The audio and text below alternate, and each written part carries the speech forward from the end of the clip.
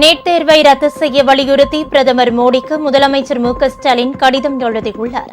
இது தொடர்பாக சட்டப்பேரவையில் நிறைவேற்றப்பட்ட தீர்மானத்தின் நகலையும் கடிதத்துடன் இணைத்துள்ளார்.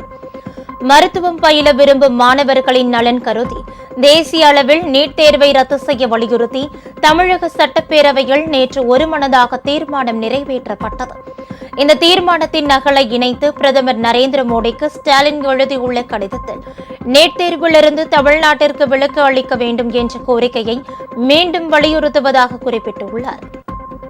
தொழிற்கல்வி படிப்புகளுக்கான சேர்க்கை 12ஆம் வகுப்பு மதிப்பெண்கள் அடிப்படையிலேயே இருக்க வேண்டும், தனி நுழைவுத் தேர்வு அடிப்படையில் சேர்க்கை இருக்கக்கூடாது என்று தெரிவித்துள்ள ஸ்டாலின், இந்த தேர்வு முறை மாணவர்களுக்கு தேவையற்ற கூடுதல் மன அழுத்தத்தை ஏற்படுத்தும் என்பது தமிழ்நாட்டின் கருத்தாகும் என்றும் கூறியுள்ளார்.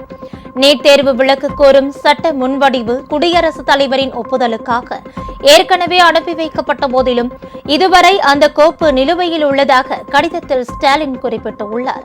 சமீபத்தில் நடைபெற்ற நீட் தேர்வின் போது நடைபெற்ற முறைகேடுகள் தமிழ்நாட்டின் நீட் தேர்வுக்கு எதிரான நிலைப்பாட்டை உறுதிப்படுத்தியுள்ளதாகவும் பல மாநிலங்களும் நீட் தேர்வை ரத்து செய்ய வேண்டியதன் அவசியம் குறித்து கருத்துக்களை தெரிவித்து வருவதாகவும் முதலமைச்சர் கூறியுள்ளார். தேசிய அளவில் நீட் தேர்வை ரத்து செய்யும் வகையில் தேசிய மருத்துவ ஆணைய சட்டத்தில் உரிய திருத்தங்களை மத்திய அரசு மேற்கொள்ள வேண்டும்.